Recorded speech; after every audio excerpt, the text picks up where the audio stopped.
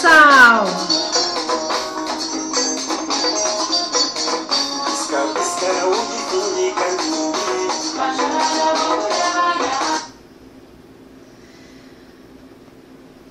Olá, caros colegas, é mais uma vez um prazer e uma honra estar com vocês nesta primeira edição do curso de formação básica para o Magistério Superior Unilab Prograde. Agora nós estamos a conduzir o módulo 6, intitulado Planejamento do Ensino. Esse módulo ele está dividido em duas videoaulas, sendo que essa primeira se intitula O Planejamento como Princípio da Prática Docente. Vamos lá?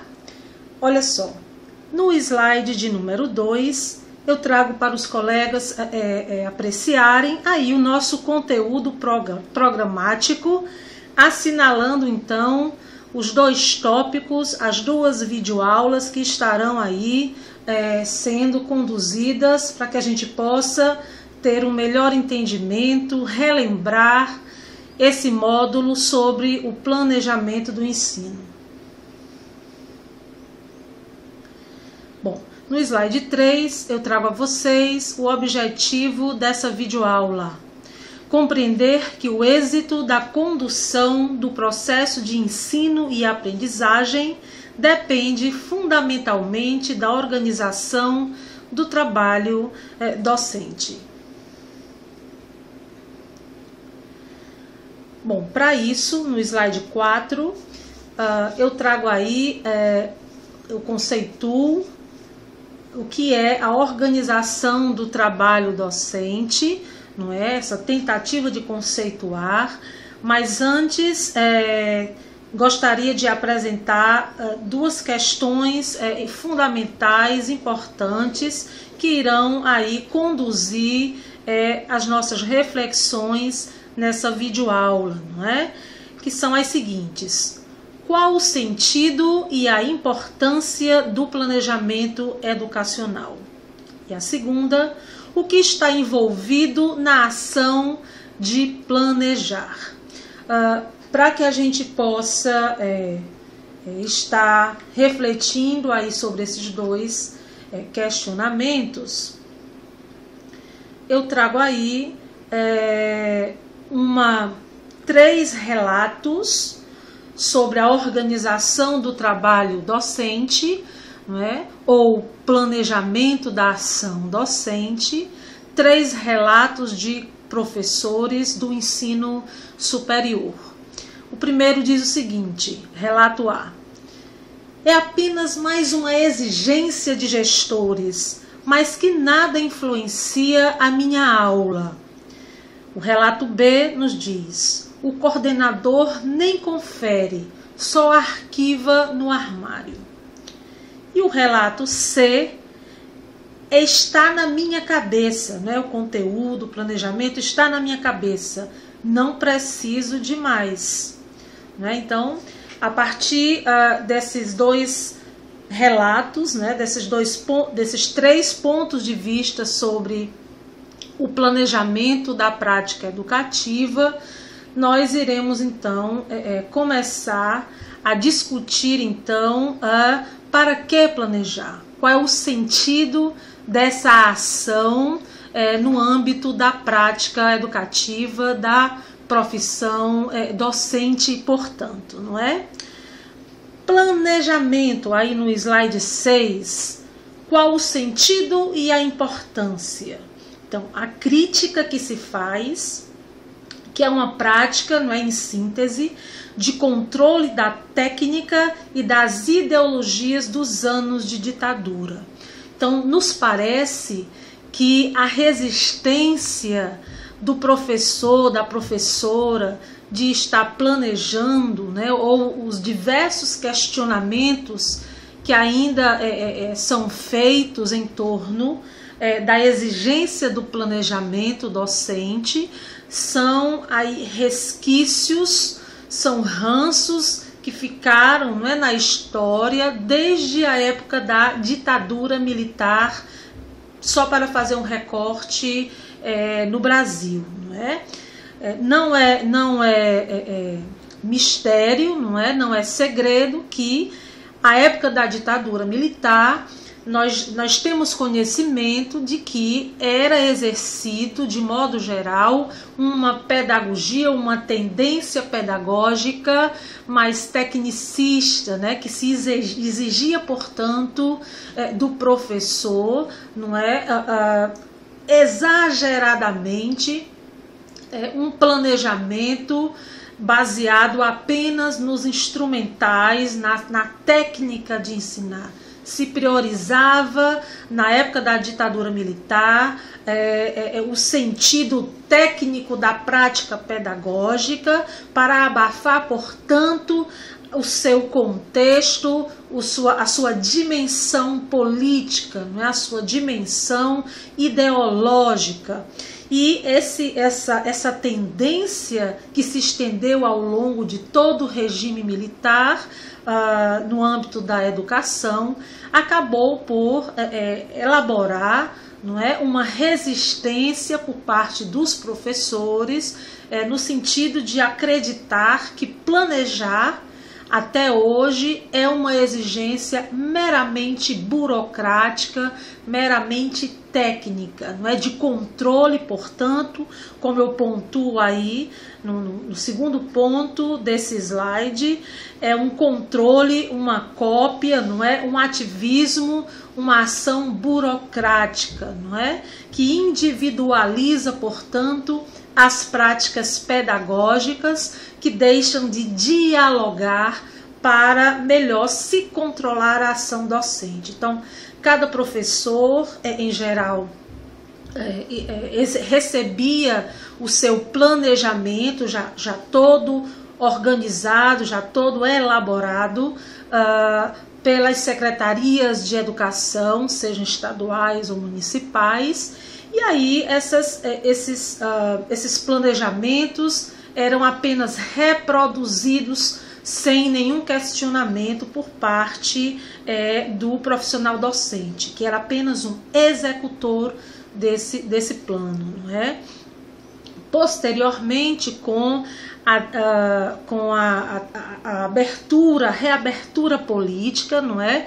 A tendência desse planejamento burocrático, ela foi sendo, ela foi diminuindo, não é? Numa perspectiva de desburocratização e de politização do trabalho do professor. Mas mesmo assim, ainda se encontra bastante resistência até hoje, no sentido de compreender, portanto, o planejamento como uma ação política, como um direito do docente de conduzir a sua ação educacional. Ok? É importante também entender o planejamento do ensino numa perspectiva de relação dos seus aspectos políticos, pedagógicos e técnicos. A tendência didática hoje é conceber um planejamento educacional como um instrumental, como uma ferramenta que vai anunciar, portanto, a tendência pedagógica do docente, sua tendência política e também os seus argumentos técnicos, os seus saberes especializados da docência, que estarão, portanto, a serviço de uma prática de excelência, visando aí o êxito no processo de aprendizagem dos aprendentes. O último ponto desse slide, eu apresento então o tópico instrumento coletivo de trabalho.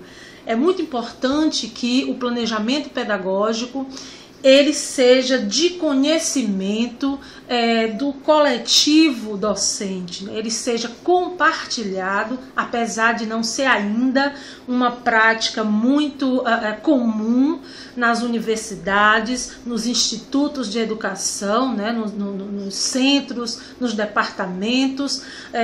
O planejamento muitas vezes não é compartilhado, não é de conhecimento nem mesmo dos colegas da mesma área. Porém, essa é uma tendência que está se acentuando, que está cada vez ficando mais necessária para democratizar e tornar a construção do pensamento, do conhecimento, uma ação coletiva, não é? Vamos lá para o próximo slide.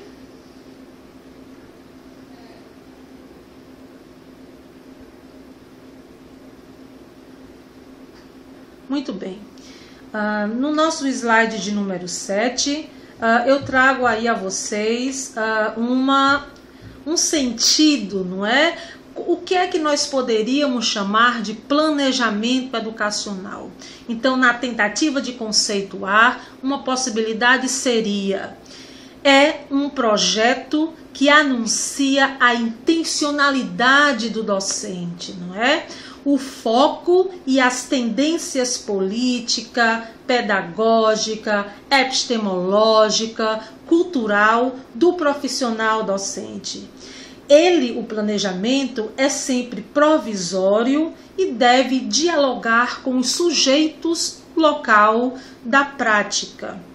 Portanto, o planejamento, ele é historicamente situado, né? Muitas das vezes um planejamento que é feito para agora, para esse trimestre, para esse semestre, para esse ano letivo, não mais servirá para um próximo momento, para um outro grupo de pessoas, não é? Para um outro curso, outra área de ensino, porque ele é um conjunto de intenções, como eu coloquei aqui, políticas, pedagógicas, epistemológicas, cultural, que tem uma relação direta, íntima com os sujeitos da prática educativa e com o local dessa prática, né, com o momento histórico, né? Então, esse planejamento, ele é absolutamente especializado para aquele determinado tempo, espaço e sujeitos da prática pedagógica. E os princípios, ainda no slide 7, que princípios nós apontaríamos como principais, não é? Eu elenquei alguns, que seria interessante nós conhecermos ou nós revisarmos das nossas aulas lá na licenciatura, de nossas leituras, das conversas com os nossos pares, não é? Os princípios são: o primeiro, uma ação reflexiva. Por que será que o planejamento é considerado, então, uma ação reflexiva? E aí eu coloco que é o que queremos que os aprendentes saibam. Então, quando nós planejamos, nós estamos ali orientando um documento, não é? Nós estamos construindo um instrumento onde nós estamos deixando claro o que é que nós achamos interessante para os aprendentes daquele nível, daquela modalidade, daquela área do conhecimento, o que é que é importante para eles conhecerem, né? Do nosso ponto de vista, a partir dos nossos princípios, a partir dos nossos posicionamentos do ponto de vista pedagógico, político, não é? O que é que nós, a partir desses nossos saberes docentes, achamos interessante para que os alunos aprendam, não é? Outra coisa, por que estes saberes são importantes? Outro elemento muito importante para a construção do planejamento e posteriormente para a ação pedagógica do professor é saber qual a importância da sua área de conhecimento, não é? Qual é a relação dela, a relevância dela para a sociedade de modo geral. Qual é o papel dela para a transformação, para se qualificar os sujeitos, não é? qual o papel desse conjunto de conhecimentos, desses componentes curriculares que você está apresentando para os alunos em forma de planejamento educacional, qual o papel desses saberes na vida dos alunos, não é? Por que determinados conteúdos são importantes, por exemplo, para se aprender filosofia da educação, ou para se aprender sobre, sei lá, psicologia africana da educação, não é? Só para citar duas componentes do curso de pedagogia que me são mais próximas, não é? Então, esse entendimento, primeiramente para o professor, para o docente, é muito importante, porque ele vai se colocar como um sujeito ativo, como um sujeito participativo, como um sujeito construtor desse ideal, desse conjunto de metas, não é? Esse desenho do ponto de vista do planejamento que foi feito.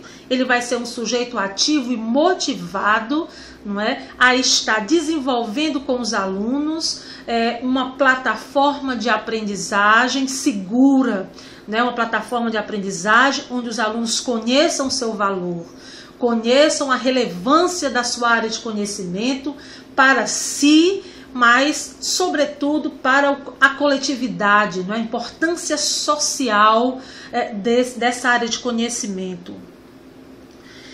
E aí outra pergunta, por que escolher esses conhecimentos, essa bibliografia e não outras? Essa é uma grande pergunta que se faz na ação de planejar. Por que eu estou escolhendo determinados conteúdos, determinados autores, determinadas tendências dentro da minha área e não outras? E isso fala de mim, isso fala do meu ser professor. Isso fala do lugar onde eu me formei, do lugar onde eu me projetei, do lugar onde eu me fiz um profissional docente, não é? Fala das minhas escolas, das minhas tendências pedagógicas, políticas. Então, a escolha dos conteúdos, elas revelam o ser professor de uma forma extremamente potente, não é? Esse é um poder muito importante que o docente tem de estar, portanto, selecionando esses conteúdos, mas sobre isso nós vamos aprofundar um pouquinho mais lá na frente. E quais atividades escolher? Quais atividades são coerentes, são pertinentes com os objetivos que eu tracei, para dar conta daqueles conteúdos que eu selecionei, não é? Que atividades darão condições do aluno maturar, do aluno exercitar os conceitos, as categorias, não é? As atitudes, os procedimentos que eles aprenderam, não é? E que atividades eu irei selecionar para estar avaliando o nível de aprendizagem dos alunos, de que forma eles aprenderam, não é? Se é preciso retornar ao conteúdo que ficou de certa forma frágil nesse processo de ensino e aprendizagem para os alunos, né? Ou não, não é? Em que tempo, não é? Determinados conteúdos, conjunto de conteúdos, determinada unidade, não é? Irá se desenvolver em quanto tempo, em quantos dias, em quantas aulas, né? Em quantas horas aulas. Também essa é uma medida importante e que deve ser já planejada aí neste documento, não é? E quais os recursos que eu irei utilizar? É importante estar prevendo. Então, tudo isso se refere a uma ação reflexiva. O professor, ele vai estar envolvido nesses diversos questionamentos, tomando essas diversas decisões nesse momento de planejar, não é? Que é um momento de uma reflexão sobre a sua prática educativa, para posteriormente essas reflexões já sistematizadas se transformarem numa ação na prática educativa em si, né? Na aula. Importante um outro princípio, que esse planejamento ele vai fazer com que a gente improvise menos, né? Então tem a tendência aí ainda no slide 7, de evitar o improviso, não é? Diminuir a insegurança ou acabar com a insegurança, porque você está diante aí de um documento que está guiando, que está norteando, que está dando um sentido à sua prática educativa, não é? A falta de foco, então, um planejamento, ele tem o sentido de dar um foco à situação, não é? E também objetivar. O que é que eu pretendo com esse planejamento? Então, evita então essa falta de objetividade. Ok. Nosso próximo slide é o slide de número 8, onde eu continuo aí apresentando alguns princípios de um planejamento, não é? De ensino. Ele sempre deve ser flexível. Por quê? Porque nós já conversamos lá no módulo sobre didática do ensino superior, estou só relembrando, que a ação educativa, não é? A prática docente, ela é inédita.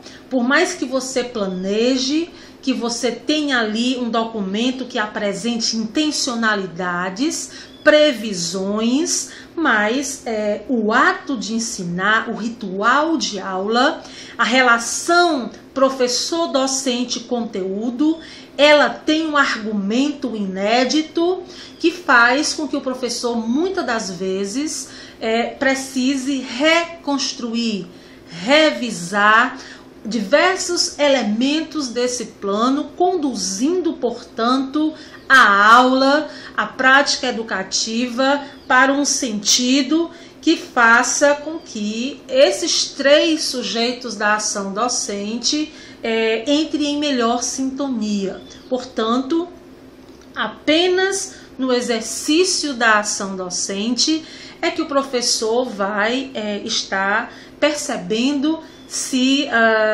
esse planejamento precisa ser redimensionado, ok? A participação. Nós ainda não estamos vivendo um momento onde a participação no planejar de outros sujeitos seja algo, vamos dizer, normal, algo comum. Ainda não é, mas é isso que se pretende, né? Seria muito importante, muito interessante, não é? Se o planejamento do professor fosse feito em coletividade, não é? Pelo menos com colegas da mesma área, mas isso nós sabemos que ainda não é possível. Uma ideia seria apresentar, e isso é algo que já se faz bastante nas universidades, que já é um ensaio desse planejamento participativo, estar apresentando o planejamento nos colegiados de curso para que todos os colegas tenham acesso a esse instrumental e possam inclusive estar refletindo sobre como fazer intervenções pedagógicas interdisciplinares. Olha, o meu colega está usando determinado autor, meu colega está usando determinado instrumental metodológico, né? Que tal se nas minhas intervenções eu pudesse estar mencionando, estar fazendo referência ao que o meu colega está fazendo também, para a mesma turma, no mesmo trimestre, dialogando aí, portanto, com várias áreas do conhecimento, não é?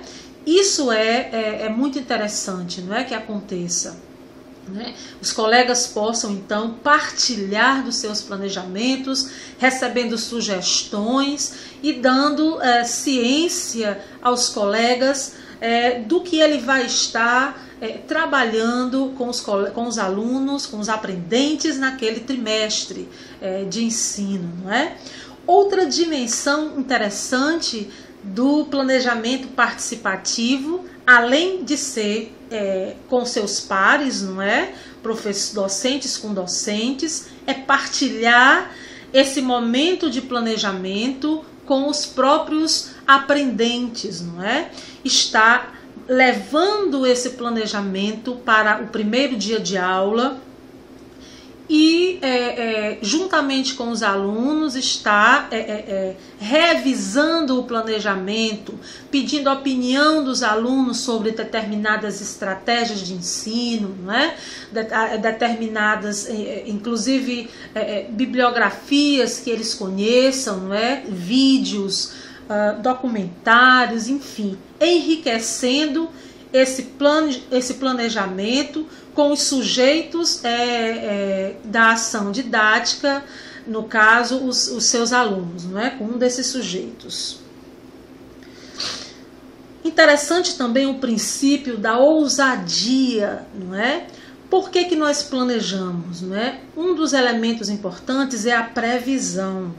É um tempo anterior à prática que nos dá aí a possibilidade de estar criando, elaborando, dando um tom particular, dando um tom de criatividade pessoal, não é? De criação a essa ação educativa, a esse plano de ação educativa, não é?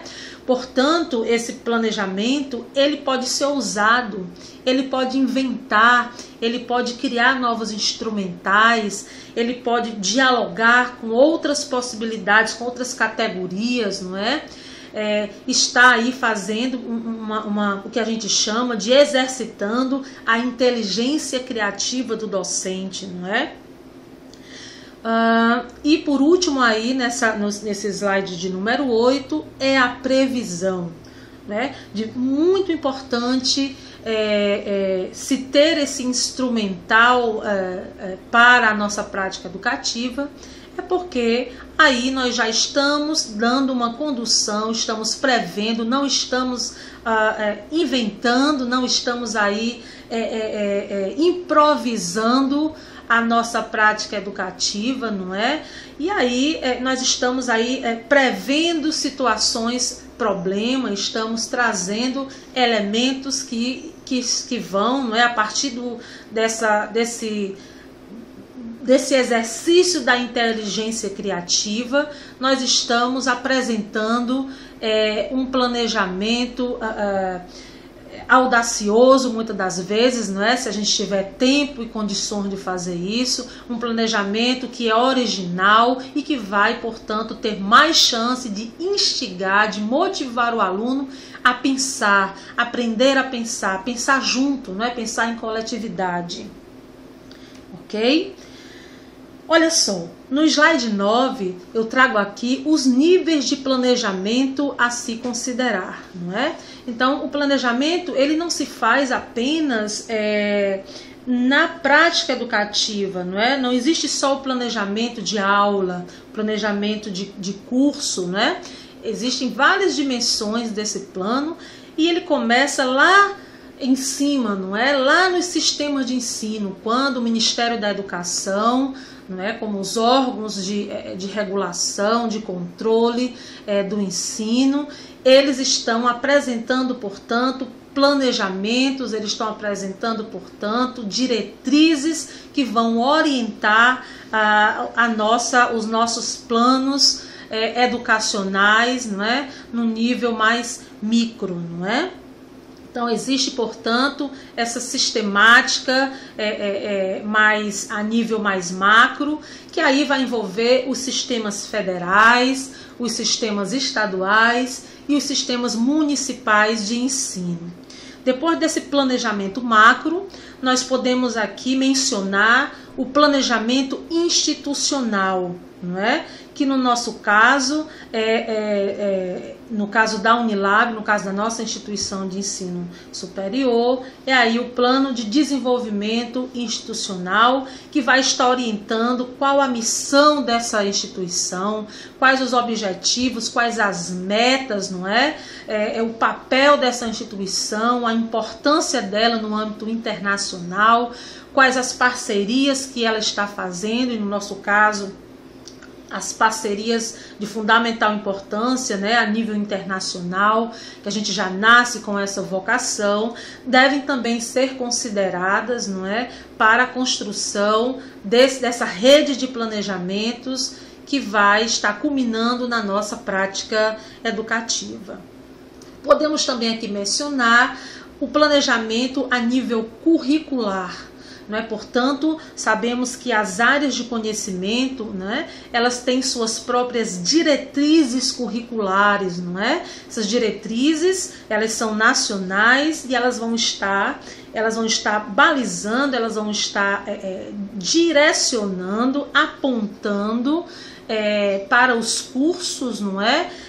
Como eles devem construir os seus projetos pedagógicos, né, os seus projetos políticos pedagógicos, para que haja, portanto, uma harmonia formativa nessas áreas de conhecimento, ou seja, um sujeito, uma instituição que tem um curso de sociologia na Unilab, apesar de ter as suas especificidades, não é? De ter um olhar voltado para a missão da Unilab, para a sua vocação de internacionalização, sobretudo com os países africanos, não é? Ter aí esse elo, ter esses sujeitos que são aí interculturais, essa relação, essas diversas etnias, né? Essas diversas nacionalidades presentes na Unilab, mas a formação do sociólogo, ela obedece a uma diretriz nacional, ela obedece aí a um planejamento curricular que foi arquitetado para a formação do sociólogo, não é? Ok. E aí o terceiro, o quarto nível de planejamento na verdade, o planejamento de ensino, que vai estar abarcando, né, o plano da componente curricular do curso, não é? O plano de unidade e o plano de aula. Geralmente, o que nós apresentamos para as nossas coordenações pedagógicas é o plano da componente curricular do curso ou plano de ensino, né? A gente chama plano de ensino também.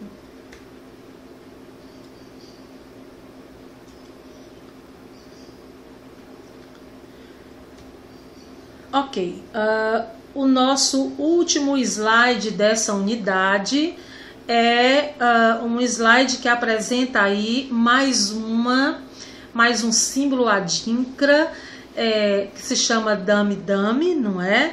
E ele diz o seguinte, né? Nome de um tabuleiro de jogos que derivou do jogo de damas. São múltiplos quadrados, como aqueles dos jogos de damas ou de xadrez. É um símbolo da inteligência, da genialidade, da criatividade e da estratégia. Portanto, eu estou aqui terminando esse módulo, fazendo essa relação da nossa ação de planejar como um símbolo de inteligência, de criatividade e de estratégia do universo, da cosmovisão africana. Muito obrigada por sua atenção e até o próximo módulo.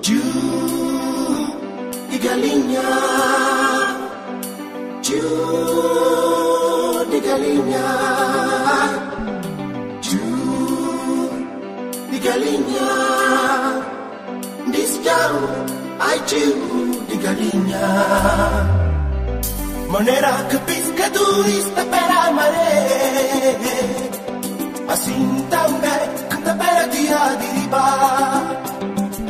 Maneira que lavradorista chora chuva.